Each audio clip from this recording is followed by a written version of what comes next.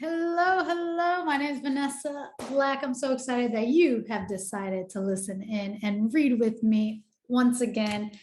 We are diving into the power of positive thinking for our personal freedom featured book of the month.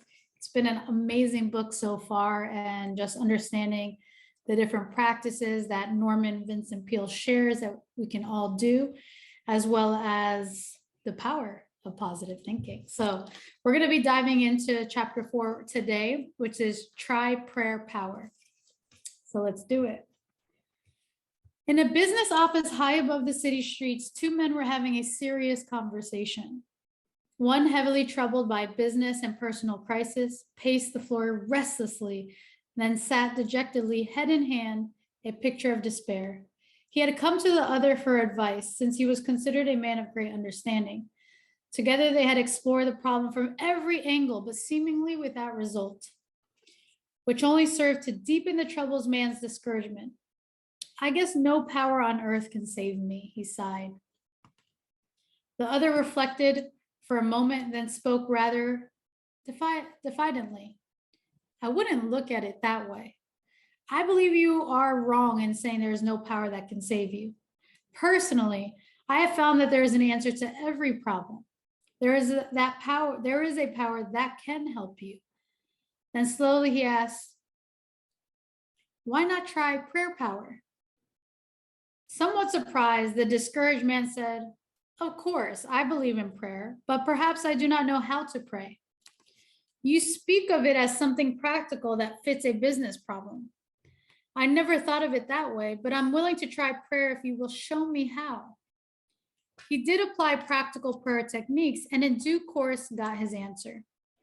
Matters ultimately turned out satisfactorily. That is not to say he did not have difficulties. In fact, he had rather a hard time of it, but ultimately he worked out of his trouble. Now he believes in prayer power so enthusiastically that I recently heard him say, every problem can be solved and solved right if you pray. Experts in physical health and well-being often utilize prayer in their therapy. Disability, tension, and kindred troubles may result from a lack of inner harmony. So, lack of inner harmony. It is remarkable how prayer restores the harmonious functioning of body and soul. A friend of mine, a psychotherapist, told a nervous man to whom he was giving a massage, God works through my fingers as I seek to relax your physical body, which is the temple of your soul. While I work on your outward being, I want you to pray for God's relaxation inwardly. It was a new idea to the patient, but he happened to be in a receptive mood and he tried passing some peace thoughts through his mind. He was amazed at the relaxing effect this had on him. Jack Smith operated of a health club, which is patronized by many outstanding people, believes in the therapy of prayer and uses it. He was at one time a prize fighter, then a lorry driver, later a taxi driver, and finally opened his health club. He says that while he probes his patron for physical flabbiness, he also probes for spiritual flabbiness because he declares, you can't get a man physically healthy until you get him spiritually healthy. You can't get a man physically healthy until you get him spiritually healthy. One day, Walter Hudson, the actor, sat by Jack Smith's desk. He noted a big sign on the wall on which were penciled the following letters: APRPWPBWPRAA. In surprise, Hudson asked, what do those letters mean? Smith laughed and said, they stand for affirmative prayer release powers by which positive results are accomplished. Hudson's jaw dropped in astonishment. Well, I never expected to hear anything like that in a health club. I use methods like that, says Smith, to make people curious so they will ask what those letters mean. That gives me an opportunity to tell them that I believe affirmative prayer always gets results.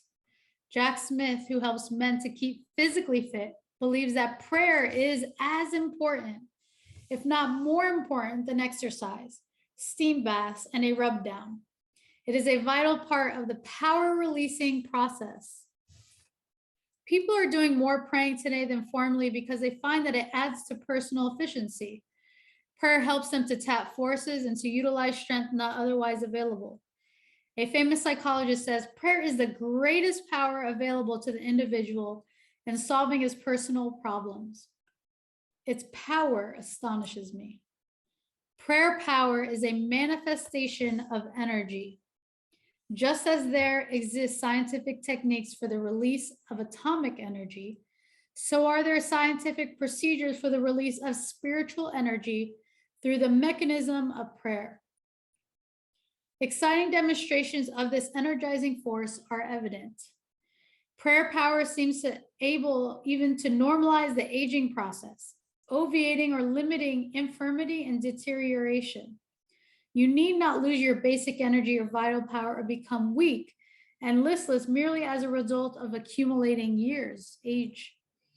It is not necessary to allow your spirit to sag or grow stale or dull.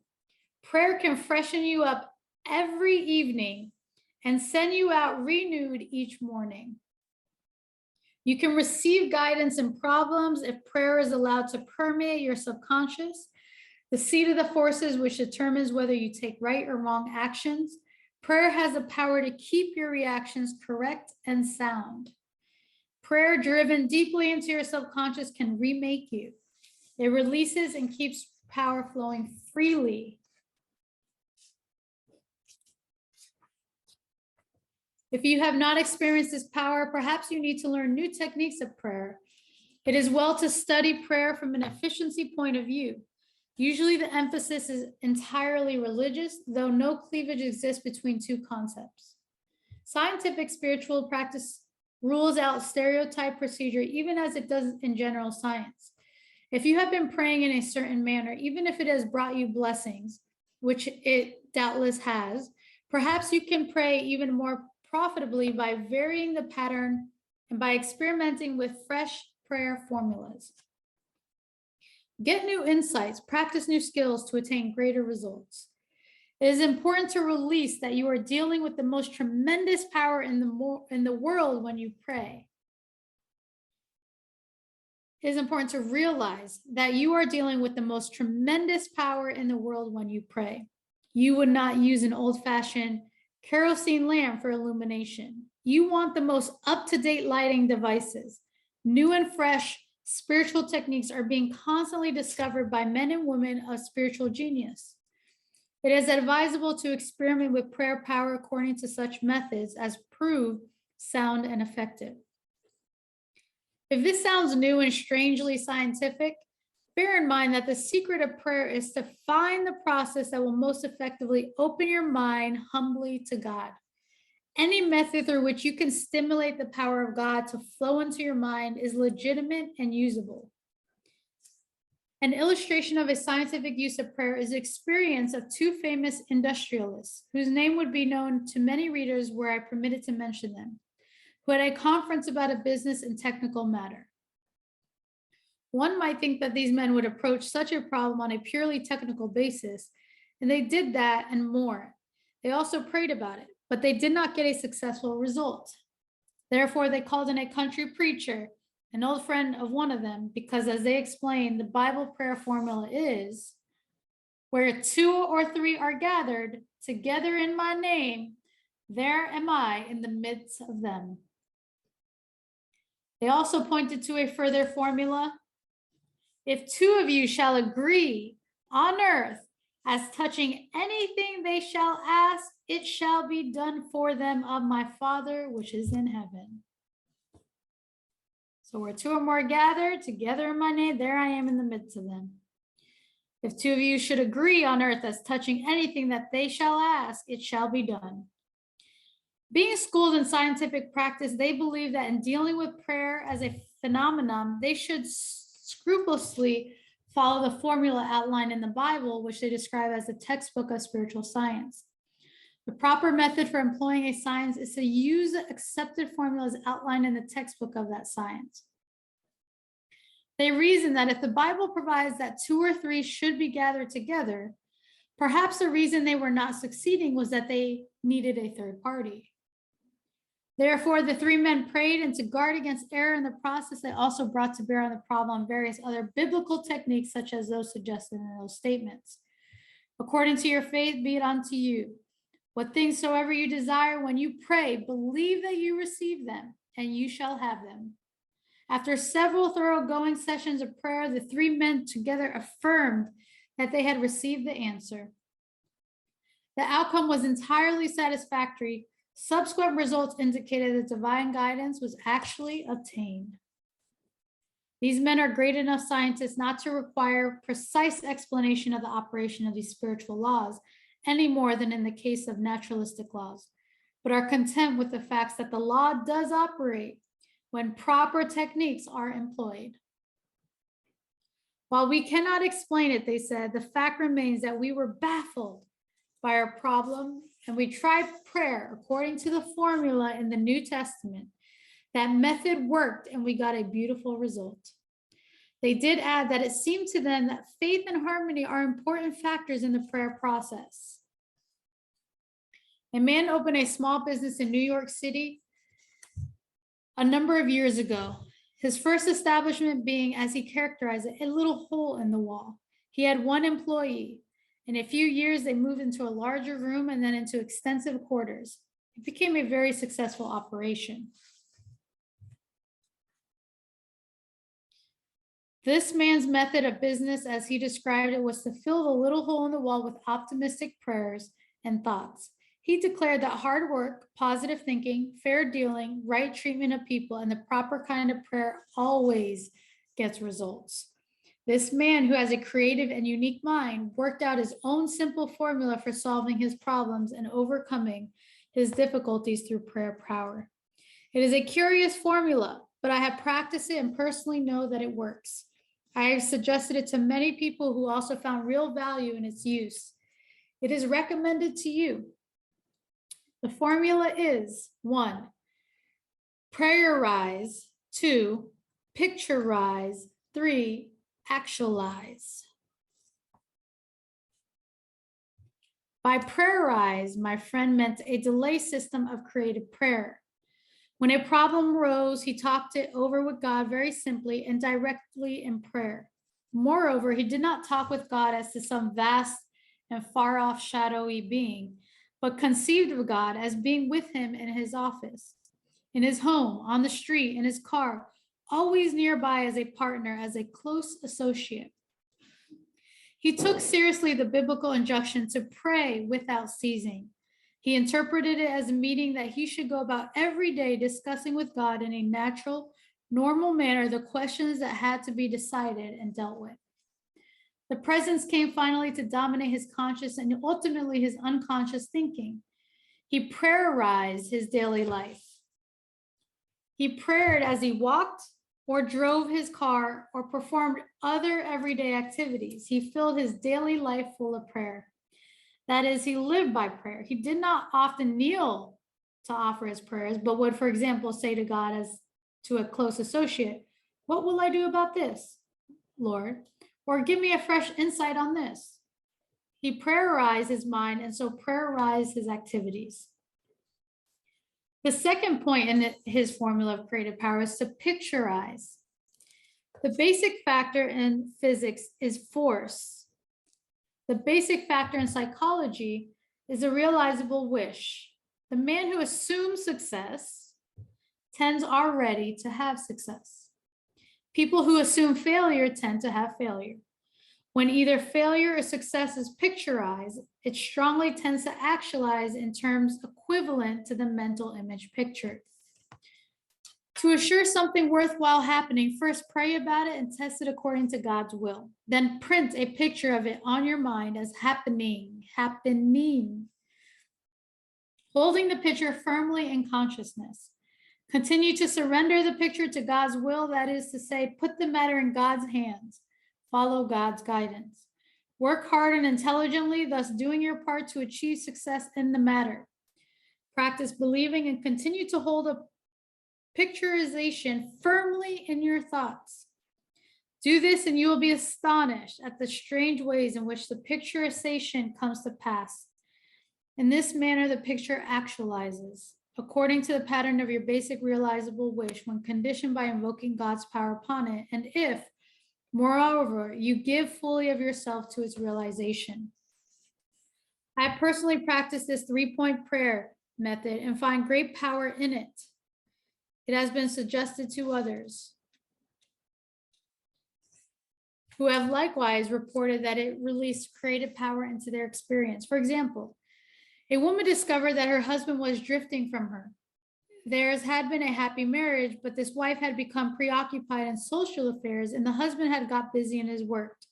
Before they knew it, the close old-time companionship was lost. One day she discovered his interest in another woman. She lost her head and became hysterical. She consulted her minister, who adroitly turned the conversation to herself. She had admitted being a careless homemaker and that she had also become self-centered, sharp-tongued, and nagging. She then confessed that she had never felt herself the equal of her husband. She had a profound sense of inferiority regarding him, feeling unable to maintain equality with him socially and intellectually. So she retreated into an antagonistic attitude that manifested itself in petulance and criticism. The minister saw that the woman had more talent, ability, and charm than she was revealing. He suggested that she create an image or picture of herself as capable and attractive. He whimsically told her that God runs a beauty parlor and that faith techniques could put beauty on a person's faith and charm and ease in her manner. He gave her instruction in how to pray and how spiritually to picturize. He also advised her to hold a mental image of the restoration of the old-time companionship, to visualize the goodness in her husband, and to picture a restored harmony between the two of them. She was to hold this picture with faith. In this manner, he prepared her for a most interesting personal victory. About this time, her husband informed her that he wanted a divorce. She had conquered herself to the extent of being able to receive this request with calmness. She simply replied that she was willing if he wanted it, but suggested deferment of the decision for 90 days on the ground that divorce is so final. If at the end of 90 days you still feel that you want a divorce, I will cooperate with you. She said this calmly. He gave her a quizzical look, for he had expected an outburst. Night after night he went out, and night after night she sat home. But she pictured him as seated in his old chair. He was not in the chair, but she painted an image of him there, comfortably reading as in the old days. She visualized him pottering around the house, painting and fixing things as he had formerly done. She even pictured him drying the dishes as he did when they were first married. She visualized the two of them playing golf together and taking hikes as they once did. She maintained this picture with steady faith, and one night there, he actually sat in his old chair. She looked twice to be sure that it was the reality rather than the picturization. But perhaps a picturization is a reality, for at any rate, the actual man was there. Occasionally, he would be gone, but more and more nights he sat in his chair. Then he began to read to her as in the old days. Then one sunny Saturday afternoon, he asked, "What do you say to a game of golf?" The days went by pleasantly until she realized that the 90th day had arrived. So that evening she said quietly, "Bill, this is the 90th day." "What do you mean?" he asked, puzzled. "The 90th day?" "Why, don't you remember? We agreed to wait 90 days to settle that divorce matter, and this is the day." He looked at her for a moment, then hidden behind his paper turned a page saying, "Don't be silly. I couldn't possibly get along without you. Where did you ever get the idea I was going to leave you?" The formula proved a powerful mechanism. She prayerized, she picturized, and the sought for result was actualized. Prayer power solved her problem and his as well. Prayer power is powerful. I have known many people who have successfully applied this technique not only to personal affairs, but to business matters as well.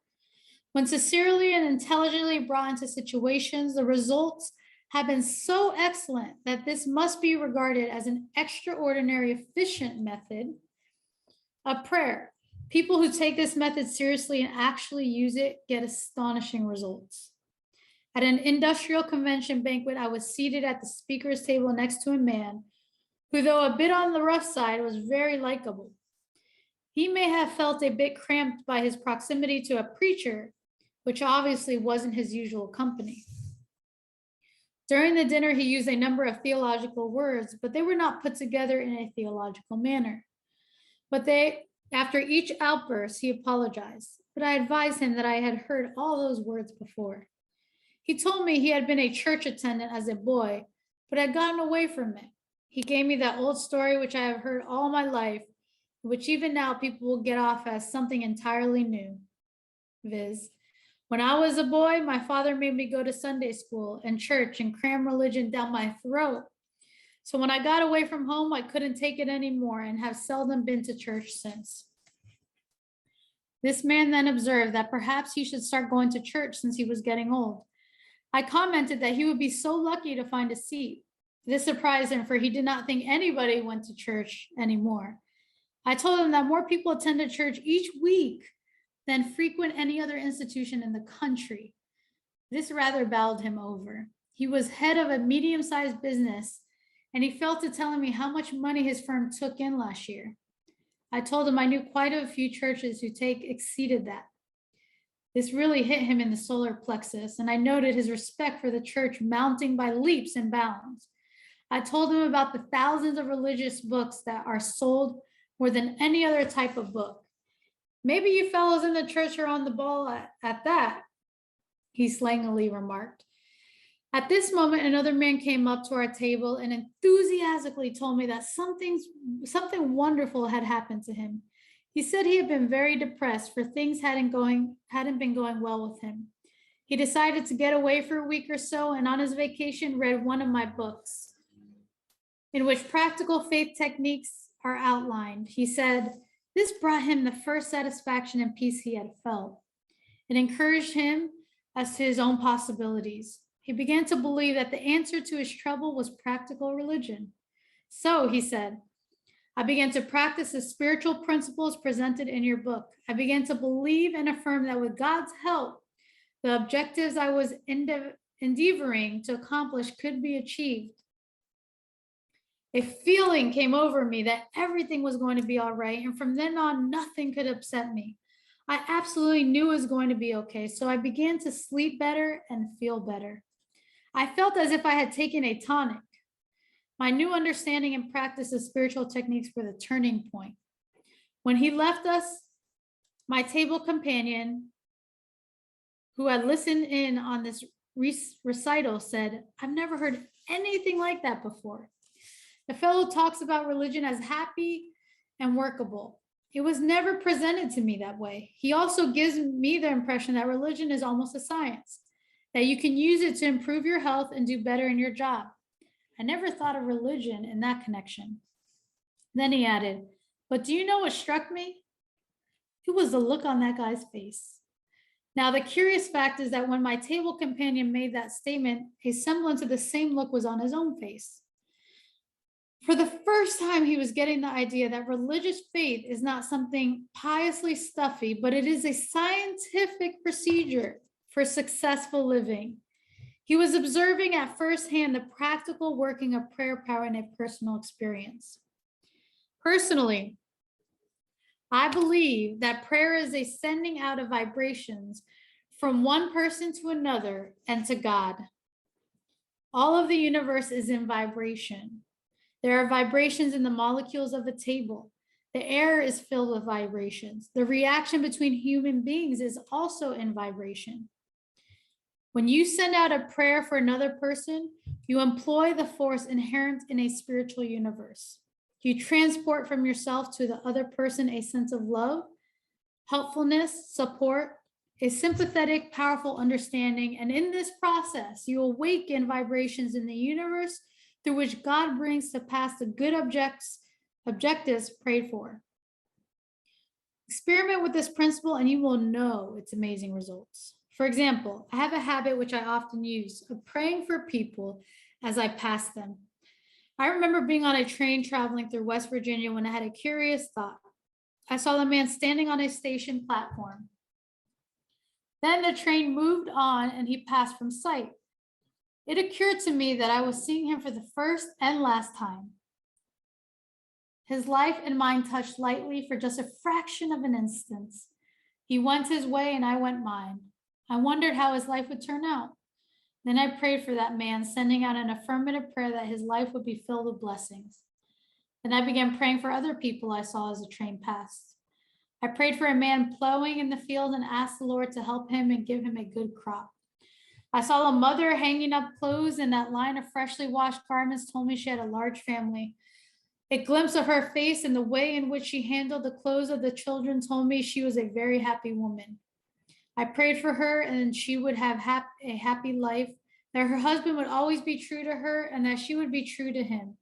I pray that they might be a religious family and that the children would grow up strong, honorable young people.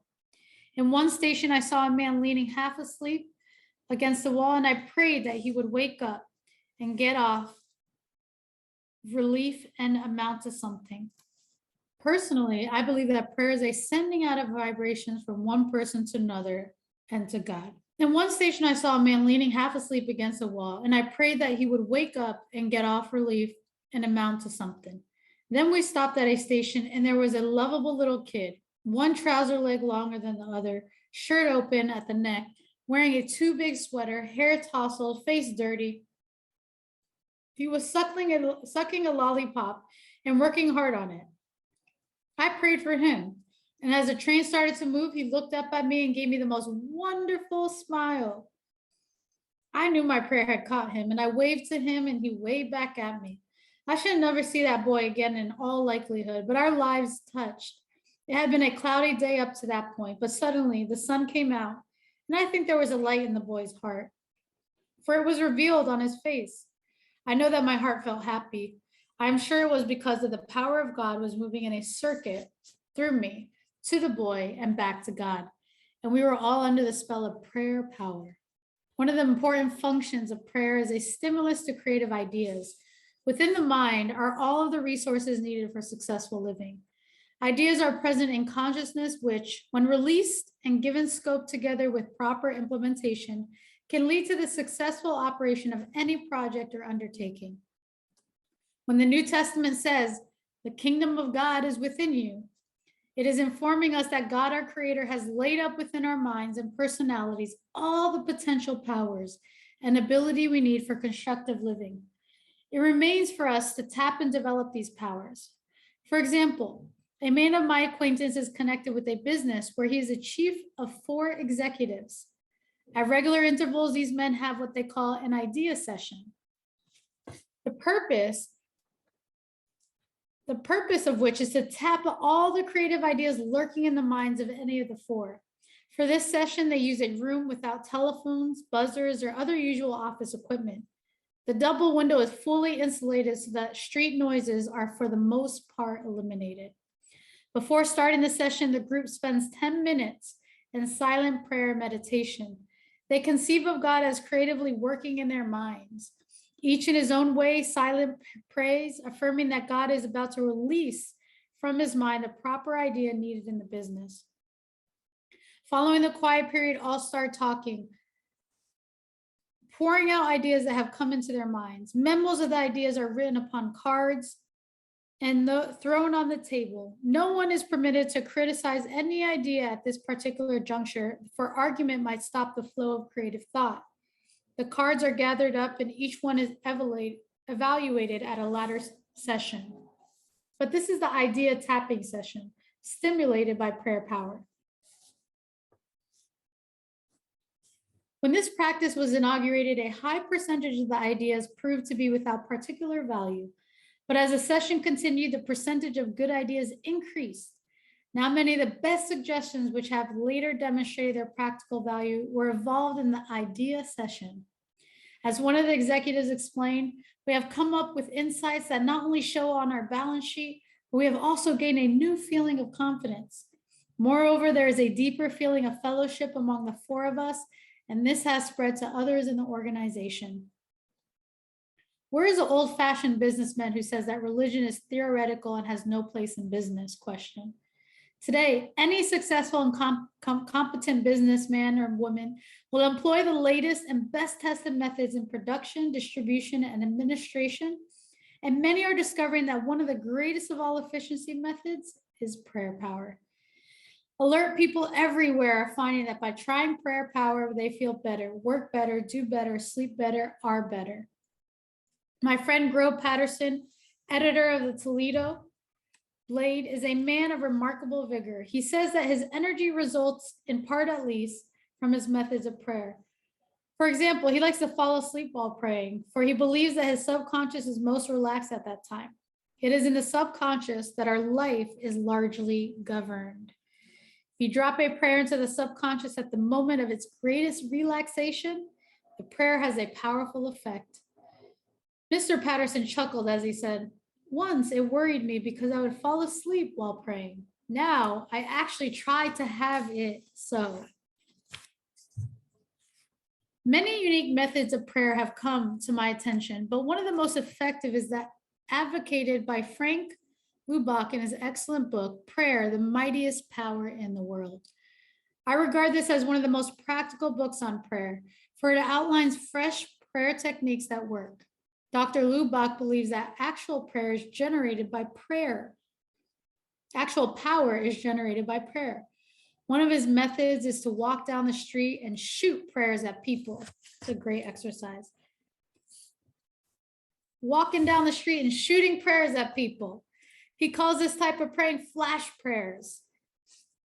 He bombards passersby with prayers, sending out thoughts of goodwill and love. He says that people passing him on the street as he shoots prayers at them often turn around and look at him and smile. They feel the emanation of a power like electrical energy. And it's so great because it takes the focus off ourselves. What may be going that day? What challenges? Whatever it is. And it's like, now I'm focused on giving love, of flowing that energy.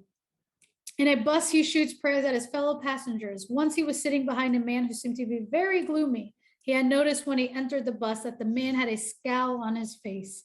He began to send out towards him prayers of goodwill and faith, conceiving of these prayers as surrounding him and driving into his mind. Suddenly, the man began to stroke the back of his head. And when he left the bus, the scowl was gone and a smile had replaced it. Dr. Lubach believes that he has often changed the entire atmosphere of a car or bus full of people by the process of swishing love and prayers all around the place. In a Pullman club car, a half intoxicated man was quite boorish and rude, talking in an overbearing manner and generally making himself obnoxious.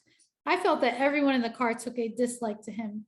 Halfway down the car from him, I determined to try Frank Lubach's method. So I started to pray for him. Meanwhile, visualizing his better self and sending out thoughts of goodwill towards him. Presently, for no seemingly apparent reason, the man turned in my direction, gave me a most disarming smile, and raised his hand in the gesture of a salute. His attitude changed and he became quiet. I have every reason to believe that the prayer thoughts effectively reached out towards him. It is my practice before making a speech to any audience to pray for the people present and to send out thoughts of love and goodwill towards them. Sometimes I select out of the audience one or two people who seem to be either depressed or even antagonistic and send my prayer thoughts and goodwill attitudes specifically toward them. Recently addressing a Chamber of E-commerce annual dinner in a southwestern city, I noticed a man in the audience who seemed to be scowling at me. It was altogether possible that his facial expression was not in any way related to me, but he seemed antagonistic. Before starting to speak, I prayed for him and shot a series of prayers and goodwill thoughts to his direction. As I spoke, I continued to do this. When the meeting was over, while shaking hands with those around me, suddenly my hand was caught in a tremendous clasp, and I was looking into the face of this man. He was smiling broadly. "Frankly, I did not like you when I came into this meeting," he said. "I do not like preachers and saw no reason for having you, a minister, as speaker at our Chamber of Commerce dinner. I was hoping that your speech would not be successful. However, As he spoke, something seemed to touch me. I feel like a new person. I had a strange sense of peace, and doggone it, I like you. It was not my speech that had his effect. It was the emanation of prayer power. In our brains, we have about 2 billion little storage batteries. The human brain can send off power by thoughts of prayer. The human body's magnetic power has actually been tested. We have thousands of little sending stations, and when these are tuned up by prayer, it is possible for tremendous power to flow through a person and to pass between human beings. We can send off prayer power by prayer, which acts as both a sending and receiving station. There was a man, an alcoholic, with whom I had been working. He had been dry, as the Alcoholics Anonymous term it, for about 6 months. He was on a business trip, and one Tuesday afternoon, about 4 o'clock, I had a strong impression that he was in trouble. This man dominated my thoughts. I felt something drawing me, so I dropped everything and started praying for him. I prayed for about a half an hour. Then the impression seemed to let up, and I discontinued my prayers. A few days later, he telephoned me. I have been in Boston all week, he said, and I want you to know I'm still dry. But early in the week, I had a very hard time. Was it on Tuesday at 4 o'clock, I asked? Astonished, he replied, why, yes. How did you know? Who told you? Nobody told me, I replied. That is, no human told me. I described my feeling concerning him on Tuesday at 4 o'clock and told about praying for him for half an hour. He was astounded and explained, I was at the hotel and stopped in front of the bar. I had a terrible struggle with myself. I thought of you, for I needed help badly right then, and I started to pray. Those prayers starting out from him reached me, and I began to pray for him. Both of us joining in prayer completed the circuit and reached God, and the man got his answer in the form of strength to meet the crisis. And what did he do? Question. He went to a drugstore, bought a box of candy, and ate all of it without stopping. That pulled him through, he declared. Prayer and candy. A young married woman admitted she was filled with hate, jealousy, and resentment towards neighbors and friends. She was also very apprehensive, also worrying about her children, whether they would be sick or get into an accident or fail in school. Her life was a pathetic mixture of dissatisfaction, fear, hate, and unhappiness. I asked her if she ever prayed. She said, only when I get so up against it that I am just desperate. So I don't pray very often. I suggested that the practice of a real prayer could change her life and gave her some instructions in sending out love thoughts instead of hate thoughts and confident thoughts instead of fear thoughts. I suggested that every day, at the time for the children to come home from school, she pray and make her prayers an affirmation of God's protective goodness. Doubtful at first, she became one of the most enthusiastic advocates and practicers of prayer I have ever known. She avidly reads books and pamphlets and practices every effective prayer power technique. This procedure changed her life, as is illustrated by the following letter which she wrote me recently. This was the letter.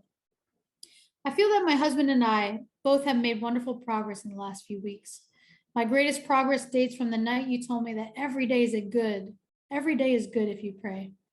I began to put into practice the idea of affirming that this would be a good day the minute I woke up in the morning. And I can positively say that I have not had a bad or upsetting day since that time.